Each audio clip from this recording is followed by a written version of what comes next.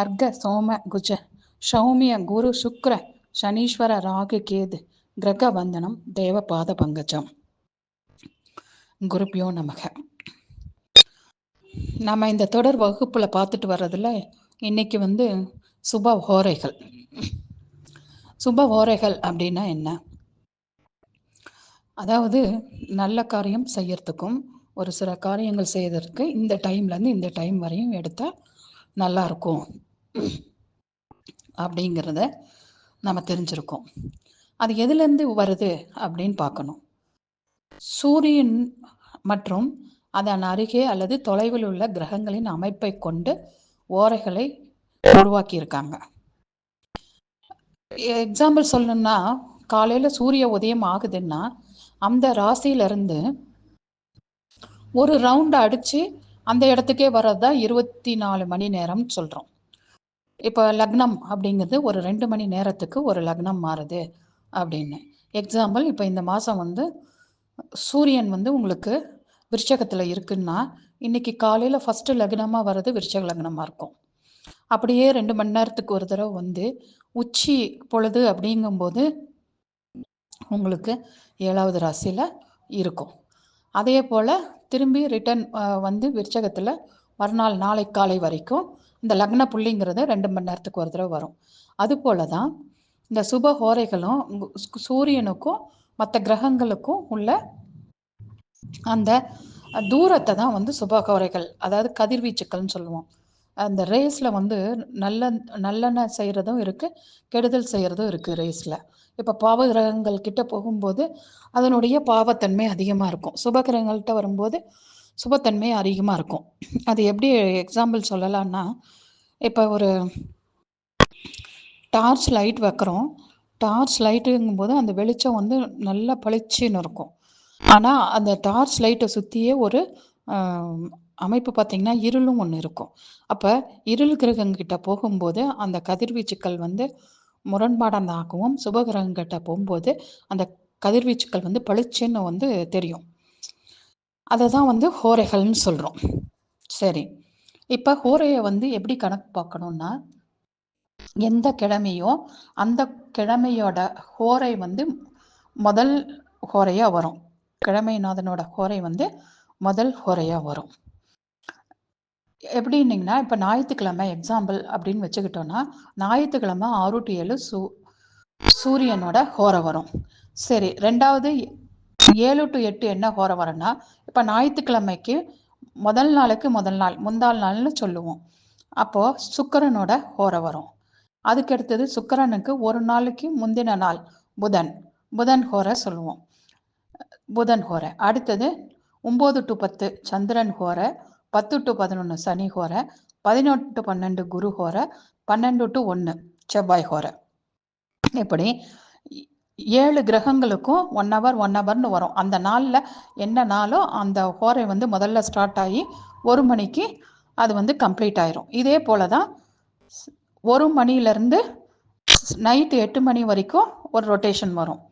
Night 8 மணிலேருந்து காலையில் வரைக்கும் இப்படி ஹோரைநாதன் டிரான்சிட் ஆகிக்கிட்டே இருக்கும். இதைத்தான் ஹோரைகள்னு சொல்கிறோம். சரி, இப்போ ஹோரைகள் பார்த்தோம். ஹோரையை எப்படி நம்ம எந்த ஹோரை எதுக்கு யூஸ் பண்ணலாம் அப்படிங்கிறது தெரியணும் இல்லையா?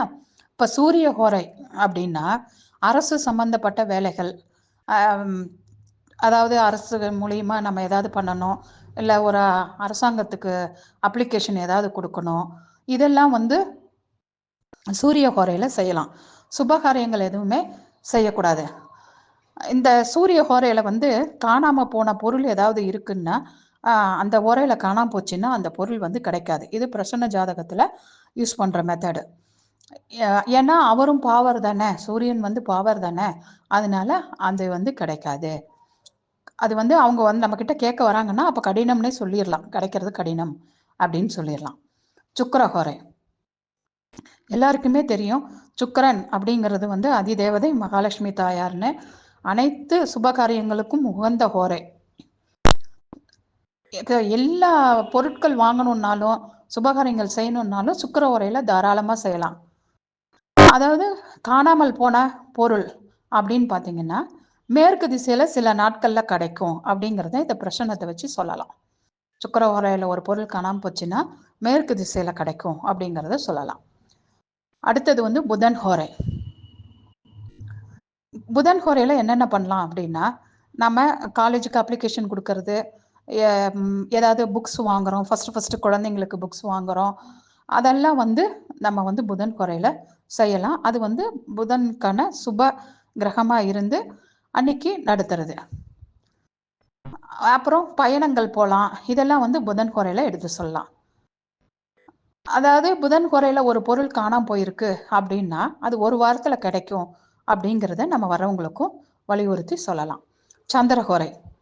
சந்திரஹோரையில் 2, வளர்பிறை சந்திரன் 1, தேய்பிறை சந்திரன் 1. வளர்பிறை சந்திரன்கிறது சுபம், தேய்பிறை சந்திரஹோரைங்கிறது பாவர். அதை வச்சு தான் நம்ம சந்திரஹோரையை டிசைட் பண்ணிக்கணும். என்னன்னா சீமந்தம், கல்யாணம், மொட்டை அடித்தல், காது குத்துதல், பெண் பார்க்கறது, பதவி ஏற்பது, இப்போ நம்ம ஒரு அக்கௌண்ட் ஓப்பன் பண்ண கூட நல்ல நேரம் வேணும்னா அது சந்திரஹோரையில் செய்யலாம். அப்புறம் வியாபாரத்துக்கு, இதுக்கு பெண்கள் சம்பந்தமான துணிமணி வாங்கிறது எல்லாமே சுக்கிரஹோரையிலையும் செய்யலாம், சந்திரஹோரையில் வளர்பிறை சந்திரஹோரையிலையும் செய்யலாம். ஆனால் சந்திரஹோரையில் ஒரு பொருள் தொலைஞ்சு போச்சுன்னா அந்த பொருள் வந்து கிடைக்காது. அடுத்தது சனிஹோரை. சனிஹோரை வந்து எல்லாத்துக்கும் பாவம்னு சொல்லிட முடியாது.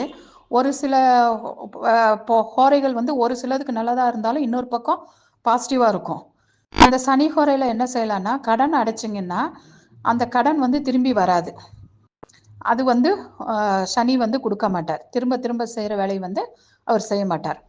அதனால் கடனை அடைக்கிறதுக்கு வந்து இப்போ சிறந்த ஹோரை வந்து சனி ஹோரை. இப்போ யாருக்காவது நீண்ட கால கடன் தீராமல் இருக்குது அப்படின்னா அது சனிக்கிழமை காலையில் பார்த்தீங்கன்னா உங்களுக்கு 6 to 7 மத்தியானம் 1 to 2 அந்த நபருக்கு போய் ஏதோ ஒரு சொற்ப பணத்தை கொடுத்துட்டு வந்தால் கூட அவர்கிட்ட வாங்கின கடன் வந்து அவங்களுக்கு அடைஞ்சிரும் அப்படிங்கிறத நம்மக்கிட்ட வர்றவங்களுக்கு சொல்லலாம். அப்புறம் சனி காரகத்துவம்னாவே முழங்காலுக்கு கீழே அப்படின்னு எடுத்துக்கலாம். அப்போ நடைபாதை துவங்குறது, இப்போ எல்லாம் பாத யாத்திரை போகிறாங்க, அதுக்கெல்லாம் வந்து சனி ஹோரையில் துவங்குறதுங்கிறது ரொம்ப நல்ல விஷயம். அப்புறம் பார்த்தீங்கன்னா அணை, அந்த காலத்தில் பில்ட் பண்ணாங்களா அணைக்கட்டுக்கள், இதெல்லாம் வந்து சனிஹோரை வந்து அதாவது மக்களுக்காக செய்யப்படுறது எல்லாமே சனிஹோரையில் வந்து தொடங்கலாம். காணாமல் போகிற பொருள் வந்து கண்டிப்பாக கிடைக்காது. சனிஹோரையில் காணாமல் போச்சுன்னா அந்த பொருள் வந்து கிடைக்காது. குருஹோரை. இதுவும் குருஹோரையும் வந்து சுபகிரகத்தோட ஹோரை. சுக்கிரஹோரையில் என்னென்ன பண்ணோமோ அனைத்து சுபகாரியங்களும் செய்யறதுக்கு கரெக்டாக இருக்கும். சுபகாரியங்கள் அனைத்தும் செய்யலாம் குருஹோரையில்.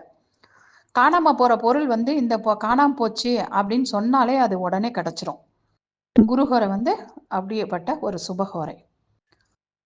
செவ்வாஹோரை. செவ்வாய்ஹோரை பாவர் தான் அப்படின்னா கூட, ஆனால் ஒரு சில விஷயங்கள் வந்து செவ்வாய்ஹோரையில் பண்ணலாம். நிலம் வாங்கிறது, விற்கிறது, அக்ரிமெண்ட் போடுறது, அப்புறம் பங்காளி பிரச்சனையை செவ்வாய்ஹோரையில் உட்காந்து பேசினோம்னா அது தீர்ந்து போயிடும்.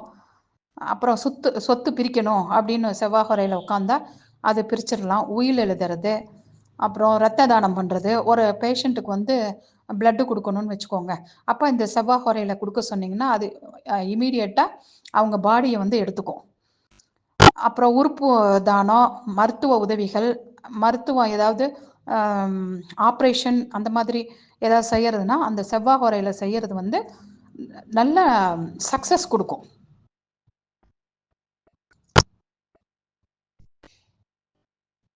ஆனால் நல்ல காரியங்கள், கல்யாணம், காது குத்து இதெல்லாம் வந்து செய்யக்கூடாது செவ்வாய்ஹோரையில். அதாவது தொலைஞ்சு போன பொருட்கள் செவ்வாய்ஹோரையில் தொலைஞ்சு போயிருக்குன்னா உடனே வந்து தெற்கு திசையில் தேடினீங்கன்னா கிடச்சிரும். அது லேட் பண்ணிங்கன்னா உங்களுக்கு வந்து கிடைக்காது. இப்போ 7 கிரகங்களுக்கான ஹோரைகளில் என்னென்ன செய்யலாம் அப்படிங்கிறத பார்த்துருக்கோம். ராகு கேதுக்களுக்கு வந்து ஹோரைகள் வந்து கிடையாது. அதுக்கு பதிலாக தான் ராகு காலங்கள், ராகு காலம் நேரம்ங்கிறது 1.5 மணி நேரம் வந்து வரும். இந்த மணிக்கணக்கு அப்படிங்கும்போது ஒரு சில கிளாஷஸ் இருக்குது. அது எப்படின்னா சூரிய உதயத்திலேருந்து கணக்கிடுறது தான் கரெக்டான முறை. ஆனால் அப்ராக்சிமேட்டாக ரெடி ரெக்னர் சார்ட்டில் 6 to 7, 7 to 8ன்னு கொடுத்துருப்பாங்க. ராகு காலமும் அது போல தான். கடைசியில் வர 1/2 மணி நேரம் ராகு காலம் வந்து அமிர்த ராகு காலம்னு சொல்லுவோம். ராகு காலத்தில் எந்த நல்ல விஷயங்களும் செய்யக்கூடாது அப்படின்னு இருந்தால் கூட ஒரு சில விஷயம்லாம் செய்யலாம். இப்போ நீங்கள் இந்த கடன் அடைக்கிறது கொடுத்தீங்கன்னா திருப்பி வராது. ராகு காலத்தில் திரும்பி திரும்பி கடன் வராது. இப்போ குழந்தைங்களுக்கு ஒரு ஐஸ்கிரீமே அந்த குழந்தைங்க கிட்டேருந்து நிப்பாட்டணும் அப்படின்னு நினச்சிங்கன்னா, அந்த ராகு காலத்தில் ஒரு ஐஸ்கிரீம் வாங்கி கொடுக்குறீங்கன்னா அடுத்தது அந்த பழக்கம் அந்த குழந்தைகிட்ட வராது. அதாவது தீய பழக்கங்கள், வேண்டாத விஷயங்கள் ஒருத்தர்கிட்ட இருந்து நிறுத்தணும் அப்படின்னா அந்த ராகு கால நேரத்தை யூஸ் பண்ணலாம். ஆனால் அதே ராகு கால நேரம் அமிர்த ராகு காலம், கடைசி அரை மணி நேரம் அமிர்த ராகு காலத்தில் செய்யும்போது அந்த குறிப்பிட்ட வேலை நல்லபடியாக முடியும். அதே போல் இந்த ராகு காலத்துக்கு என்னதான் இருந்தாலும் கூட ராகுவோட நட்சத்திரத்தில் பிறந்தவங்களுக்கோ இல்லை ஒரு சில குழந்தைங்க ராகு காலத்திலேயே பிறந்திருக்கும், அந்த மாதிரி குழந்தைங்களுக்கோ இந்த ராகு காலம் எந்த கெடுதலையும் அவங்களுக்கு கொடுக்கறதில்ல. அந்த டைமில் செஞ்சாலுமே அவங்களுக்கு சக்ஸஸ் ரேட்டு தான் அதிகமாக கொடுக்குது. அதனால இந்த ஹோரைகளை எல்லாருமே யூஸ் பண்ணி பாருங்க. வாழ்க வளமுடன். தெரிஞ்சுக்கோங்க. கிருத்திகா, ஓசோர்.